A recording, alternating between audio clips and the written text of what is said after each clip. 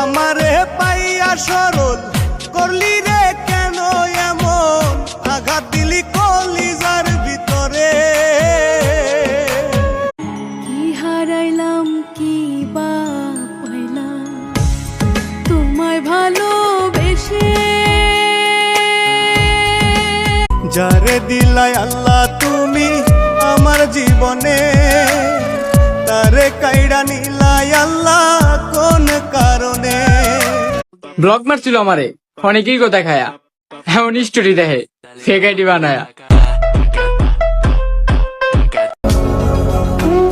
মানুষ তো আঘাত জায়গায় লবণ লাগায়, কষ্ট বোঝাতে কারে আর ডাকে, তাই এখন কষ্ট লাগলে নীরব হয়ে থাকে।